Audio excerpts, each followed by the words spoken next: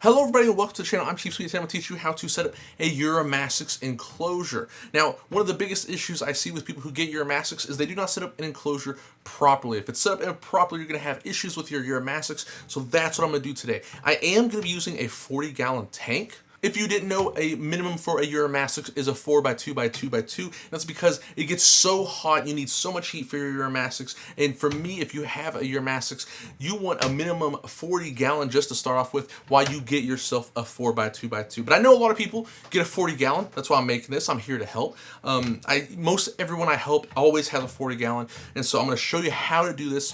This right here is an Exoterra. Unfortunately, one of the ones I see way too often, and I'll explain why it's unfortunate, but let's get started with setting up a Uromastyx tank. So the reason why I said unfortunately with this 40-gallon Exoterra, now don't get me wrong, I love the Exoterra. It's very hard, durable glass. It can hold a lot of substrate, has a very big lip for a substrate layer for bioactive tanks. I do love it, but this screen top has got to be one of the worst screen tops out on the market besides the Thrive. Thrive screen tops are my #1 absolute worst. This is #2. Why is that?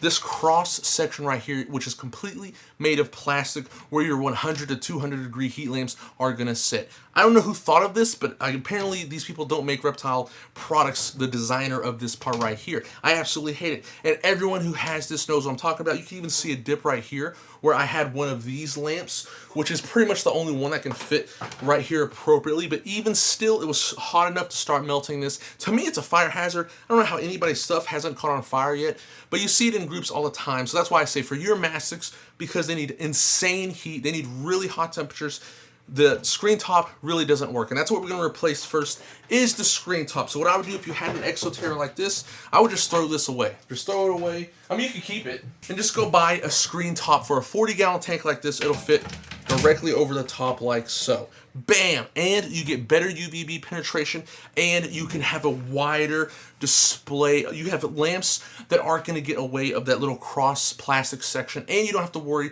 about it melting. It's awesome. Now the Zoom tank, the 40-gallon, it's pretty okay too. It has, you know, 2 sections, so it has a lot more to work with, but still the middle part of the Zoom is plastic. I hate it. The plastic tops, I don't know who designed that, because we're going to be putting heat lamps on those and other lamps. It just melts it. But anyways, that's what I would do. So we have the screen part fixed. Let's talk about substrate. For substrate, one of my favorite mixes of all time for Uromastyx is a base layer of some sand mixed with some, this is going to blow people's minds, Repti soil. That's right. I would use like 50% Repti soil, put about 10% of this bag mixed in with this to make it a little bit more sandy, and then use like 25% excavator clay, so like maybe like half a bag if you was to mix that little part right there. And then we would add the stone desert on top of that. This is going to make a very good base layer, and then the stone desert will make it look very nice, like a little desert on top. And the reason I use that mix is because when this is all mixed together, it makes a really nice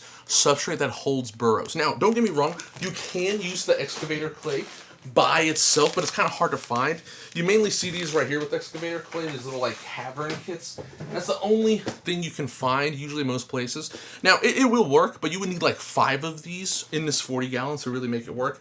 And if you had a 4x2x2, oh my gosh, no telling how much you need of these. But you could put this down and make some nice burrows with this and then put some other stuff on it as well. However, I do like a mix, and that's what I would mix up to make it. But you can do straight sand. If you go to Home Depot, you can buy play sand for $5. 50 pounds, 1 bag of $5 would cover this hardcore. But sand by itself, it's okay, but it's not the best. I do like a mix. You can mix play sand with topsoil as well. That works wonderful. But like I said, if you don't want like a huge amount of mixes, the Repti soil with the sand, Repti sand, play sand, that'll work as well. But we have our substrate. The first thing we're going to do is we're going to want to put some rocks in here right off the bat. Now, Uromastyx love to dig. They love to burrow. So what I'm going to do, and you can do this with rocks, but if you live in a suburban area, you can't go outside and get rocks. That's what I do. I just go outside and get rocks. You can get some bricks. Now, you could buy these bricks at Home Depot for like 50 cents a piece or Lowe's, or you could go to like a Tractor Supply store, wherever bricks are sold, you could get bricks. You could even find them at abandoned places for free if you wanted to. But you would get them bricks, and you want to do this. This is very important if you have Uromastyx. You want to put them on the bottom first before you put any substrate in the tank. And the reason for that is Uromastyx dig like crazy, and they love to hide under rocks. So if you put a rock on top of the substrate first, what you could accidentally do is kill your Uromastyx, because if the rock's just sitting there and there's no foundation keeping the rock there, and he digs underneath it and it might fall on him, it could crush him. So that's what you want to do first, is make a good solid foundation of rocks around the enclosure, so that way it has a support if you put other rocks on top of it.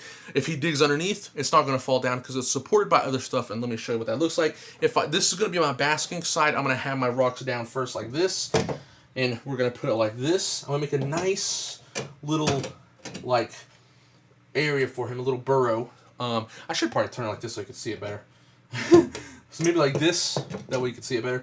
I'm going to make a nice little burrow for my Uromastyx so he can go in here and he can feel a little safe. You can make it from the front or the back. I usually do it from the back so that way they don't see as much. They feel a little much more safer, like this right here. And then we're going to put another one right here. And then we'll put some right here to make it a little bit taller. If he wants to dig deeper, he can. I need more bricks. You can also get this at Home Depot. It's a paver. And then put this on top of it like so.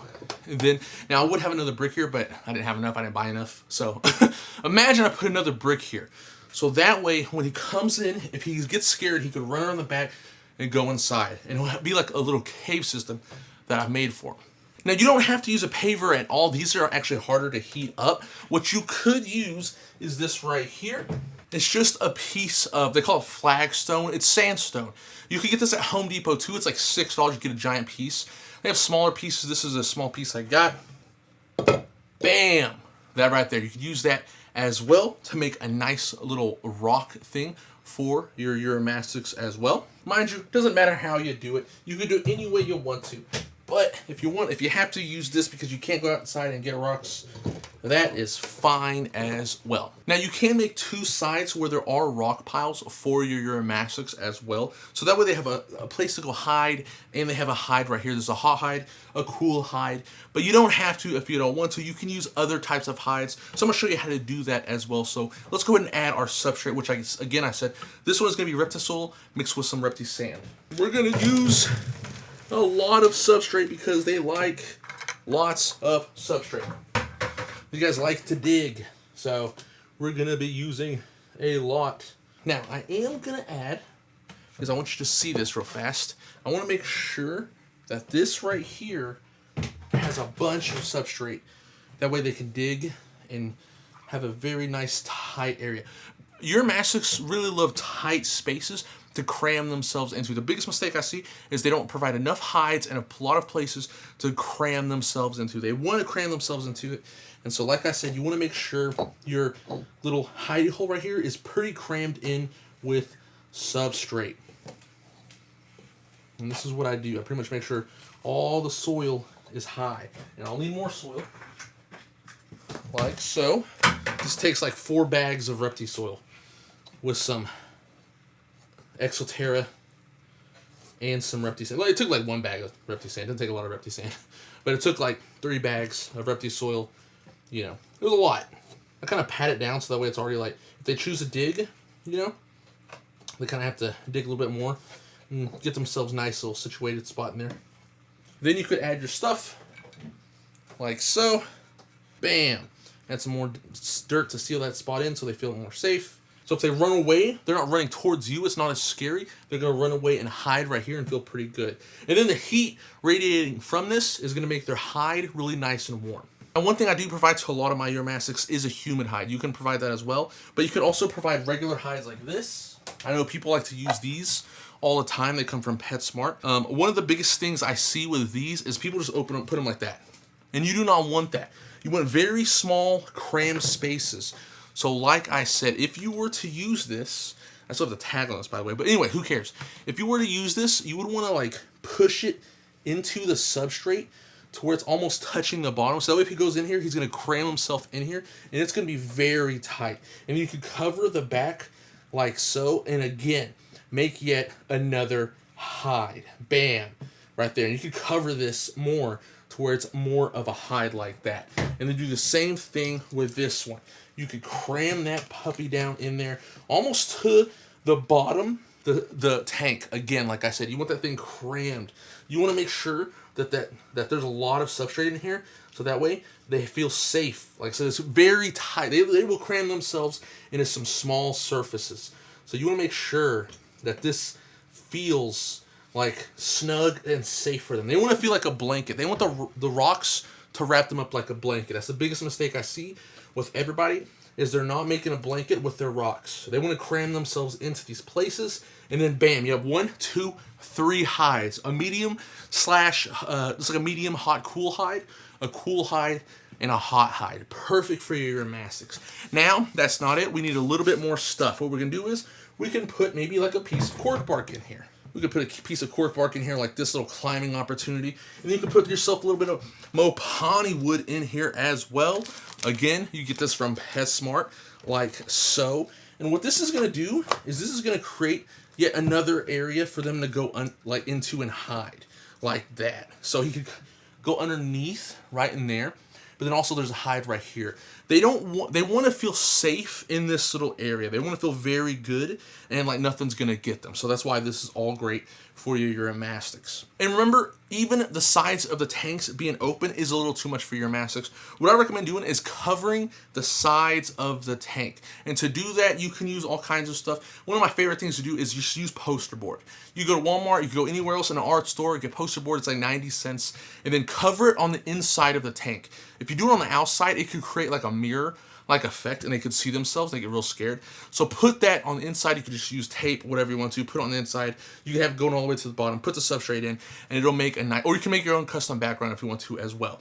But you could add even more decoration to this to make it feel a little bit more stable if you wanted to, or a little bit more safe. One of the biggest predators for your Uromastyx is people and birds. So when something's coming above them, they want to have places where they can kind of hide and blend into the surroundings. If this is not getting hot enough, you can just put like a stone or a piece of slate on top of it, and it should absorb the heat better because this entire piece of basking spot is going to have to absorb the heat. But this little thing right here, it's not going to take long to absorb that heat. It'll get hotter. You could use slate, you could use the flagstone, whatever you want to do, and you could use that right there. Make it look a little natural too with the flagstone. That's why I like the flagstone over the giant paver, but the giant paver will work as well. Now, I like to get everything, make sure it's kind of like, I push down on it to see if it's like, you know, going to fall or something like that, and this feels pretty good. But one thing we can add to it is like little rocks here and there. Now remember, don't worry about this because a lot of times when it's just a single rock and it's not like a flat rock, like this one's more of a circular rock, and if you place it somewhere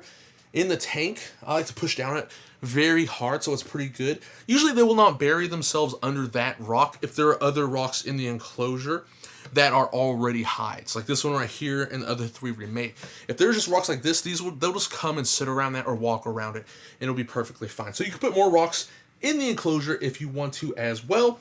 Sometimes even adding a little rock on the hide like this or on top of the stuff is pretty awesome as well, like this. So that way it kind of creates a little area where if you want to, you can come hide in this little spot right here. It makes a little cool piece.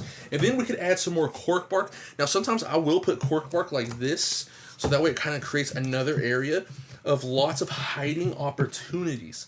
Again, these guys love to hide, and I want to create tons of spots where they can hide. Now remember, lots of your Uromastyx are wild caught, and if you get a sick Uromastyx and he's not coming out and eating, definitely check on him, definitely take him to the vet.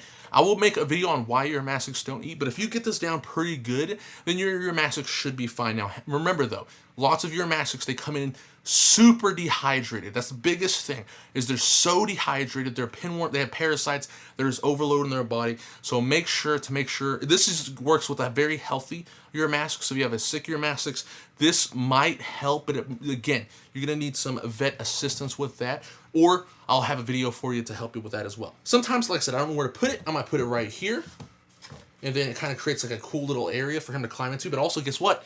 he could go in this little spot right here and hide around there. So it creates a little nice little area. And already, like I said, again, they love to just walk around and hide in little places. And then here we have yet another cork bark, which I love, and we'll hide it back here. He could go in this tube if he wants to. And there's so much spots where he feels safe and he can hide. Now, what I like to do is I like to add the Exoterra on top of the substrate to finish it off and give it that nice desert look. And you can add plants to this. This is bioactive ready. You don't need a drainage layer at all. You can add plants straight to this and it will work. Your plants will grow and it will look amazing. Now, it is important to remember, if you can't find Exoterra Stone Desert, they used to sell it at Petco. It's harder to find. I can't really find it. I found it at my local reptile store, but if you can't find Exoterra Stone Desert, guess what? Home Depot has you again. You get gravel from Home Depot, like I think it's called Pebbles drainage rock. There's tons of pretty much little rock that's very sandy and dirty looking. You could use that. That'll work perfectly fine. Now, I know I said to use this screen right here. Now, if you don't have this screen right here, I'm gonna go ahead and use this other one to show you how to set it up properly. But if you do, it's gonna be affected the same way. However, it's just gonna be easier, much easier for your lamp placements right here with this screen than the one I'm gonna show you right now. Let's talk about the lighting. We're gonna talk about heating and UVB. Which ones do you get? Well, you see this coil UVB, like these ones right here. Stay away from these. Do not get these at all. You don't want any of the coil UVBs. They suck, they're just not good. You want this baby right here. This is a T5. Arcadia or Zoomed. Stay away from ReptiZoo. ReptiZoo is not good. It's way too weak for a Uromastyx. I know it's very popular on Amazon. It's only $55, but it's way too weak for your Uromastyx. Not recommended by tons of Uromastyx keepers, including myself. You want an Arcadia T5. Now, for the 40-gallon, you can get away with the 12%, but if you use a 4x2x2 like me, a 14% is a must. You want a 14%.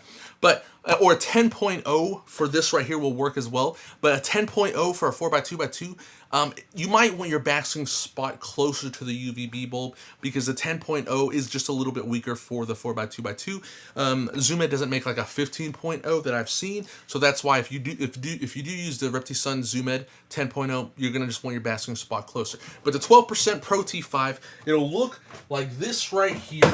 You want this UVB linear tube for your Uromastyx.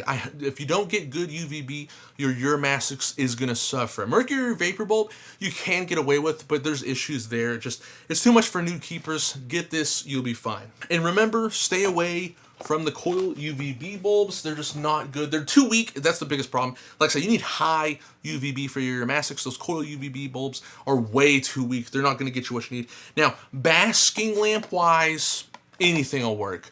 Any of these basking lights will work. They're perfectly fine, but you do want daylight mimicking basking lights. So like these ones right here, the red bulbs, stay away from those. You don't want a red bulb at all. It's too dark. It's not going to mimic daylight. Stay away from those. It's just too dark for your Uromastyx. Uromastyx come from the desert where there's no trees, there's no cover. It's bright as can be, so bright. So we want to mimic that, so that's why you're going to use these right here. Like I said, any one of them will work. Sometimes you do have to go 100 watts. Sometimes you have to go to 150 watts. The trick to get the right wattage for your tank is, are you getting the correct temp? So when you're using the 100 watt, are you going to get 120 degrees basking on the hot spot right there? Are you getting that? And if you are, the 100 watt will do. If it's getting way too hot, it's like 135 degrees on the basking spot, drop the wattage down to a 75 watt, and then if it gets into the temperature you desire, you're doing fine. Let's talk about how people set up their lights, because that's another issue I see with your Uromastyx keepers. They set up their lights wrong. The light setup is entirely wrong, and I'm going to show you why that is. So the biggest problem I see is people will get their heat lamp, like this one right here, and they'll put their heat lamp right here, and then they'll put their UVB over here. Do not do that. You want your UVB and your heat to be right next to each other. Not only that, I'm gonna put this right here. You want the center of your T5 to be centered with your heat. Now, I know a lot of people use this. You can use the single bulb one. You know, it doesn't matter. This is just a popular one people use.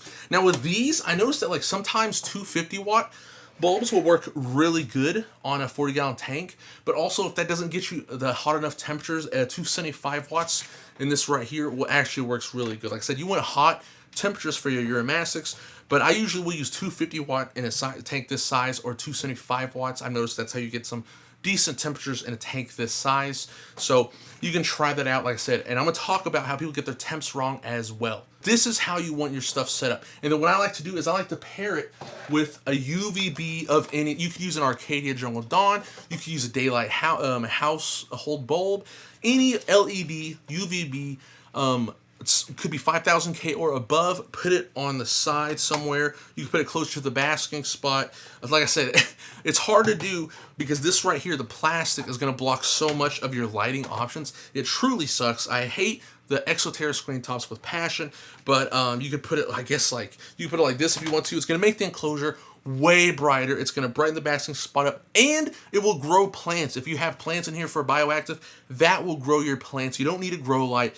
This alone will grow your plants. So if you want to do bioactive, put some cactuses in here, put some like jade plants or something like that in here. You want to put some spider plants in here. You want to put Carax grass in here. It will grow that, and your beard dragon can come nibble on it. It works great. It will grow it. I have tons of bioactive enclosures, and lots of my Uromastyx bioactive enclosures are made just like this. All I use is this LED light. It works perfect. Any LED light, daylight, not the soft white. Do not get soft white. Has to be daylight. Works wonderful. So we have the lighting set up. I need to talk about something that everyone gets wrong with the heating, and that is there is a difference between air temperatures and the basking spot temperatures. Now, Uromastyx air temp wise, they like it 80 to 95 degrees on the hot side. Now you can get up to 100, but usually above 100, they tend to glass surf quite a bit, but usually air temp wise, 80 to 95, they do okay, and that's like kind of like where they like it. Now you can get a little hotter, 98 degrees air temp wise, that's going to be totally fine. But the basking temperature, you usually want it between. Now it kind of depends. Some Uromastyx, they like it a little colder, some like it hotter. So I like to say 115 degrees to 130, and because a lot of times the basking, the probes kind of read a little bit off. Sometimes they're a little 5 degrees off. But the way you can tell is if your Uromastyx goes onto the basking spot and the beam of heat, you can see kind of like the beam of heat where it's hitting. If they're kind of getting close, if they're right underneath it, like all day long, that means it's not getting hot enough. But if they're like near it and they're kind of like, they want to get to it, but they're kind of like off to the side, like it's kind of too hot, then you know that it's too hot for them. You try to lower those temperatures. But there is a difference between the basking spot temperature and the air temperature, and we need to talk about that because everyone gets that wrong, and they put the air temperature as 120 degrees, and their Uromastyx is cooking. He's not doing good. Again, he starts glass surfing all over the place because it's way too hot, so let me talk about that with you as well. So what you're going to need to read correct temperatures is you're going to need a thermometer gun. You need this for your Uromastyx. It's absolutely vital. It's honestly vital for any pet that you have that's a reptile. And the reason is you're going to get this and you're going to put it right there to measure the basking spot. You see that little laser that's on there? You probably see it right here better actually. Anyways, you're going to measure the basking spot right there. That spot right here where the beam of light is coming down, this right here needs to be 120 to 130. Like I said, you could go 115 for some Uromastyx. My Uromastyx, ornate Uromastyx, they like it around 115. With your air, this is air temperature. Now you can measure air temperature with a thermometer as well, but this is going to measure your air temperature, and you can put it right here.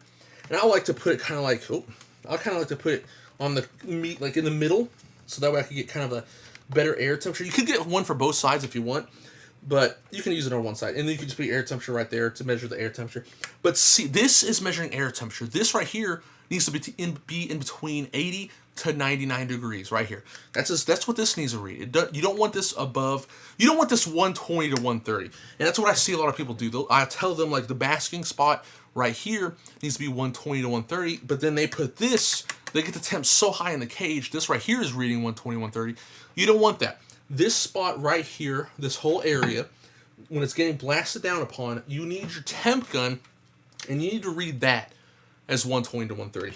And then this, with the thermometer, it's reading over here just air temperatures. Now your air temperature right here kind of doesn't matter too much because it's just going to be just fluctuating and it's going to settle itself out. You don't have to worry about it too much. The Uromastyx, they do like to come warm up, and they'll kind of just go chill in the cooler area or something like that. And if they come chill in the cooler area and it's 120 degrees, I guarantee you, they're going to want to get out of this cage. They're going to be like, yo, this is way too hot. I'm going to try to get out. And they're just going to glass surf all day long. All my Uromastyx, They don't glass surf. They never glass surf. And it's because I keep them in that mid 80s to 90s range. A lot of people keep them way too hot and they glass surf all day long. And that's because we keep Uromastyx a little too hot. Where Uromastyx are from, now the Saharans are from, it is a little bit hotter daytime air temps year round. But some of the other Uromastyx, like the ornates, they have like low 80 temperatures on some days. It's hot, but it's not that hot. It's not 99 degrees all year round, including winter. It's, you know, it's still, it has cooler days, so that's the biggest thing. So most of my Uromastyx, they hide, they'll come out to bask, they'll eat, but I never see them glass surfing. And if they're out and they're walking around just looking at stuff and they see me, they might go take off hiding, or they might come up because they know I offer them food and they want food from me. And remember, you can follow this guide, you can do it any way you want to, but just remember, they like clutter, they like tons of places to hide, and they like those hiding spaces tight. They want to feel the top of wherever they're under touching their back, and then their bellies are touching the bottom. Like I said, you don't want a giant train tunnel. You want a very thin piece where they can just wedge themselves in there and feel very safe and compact. It has to be like a blanket over them, and then they're just like, oh, it feels so safe and feels so comfortable. That's what you want your Uromastyx to be like inside of this enclosure. And there's just this 40 gallon, there's tons of places for them. Now, what you do with this, when you get your 4x2x2 and you upgrade your Uromastyx to their minimum size forever home, you just take this concept and you just go bigger. And that's all I have for you. I hope you enjoyed. If you did, like and subscribe, and I'll see you next time.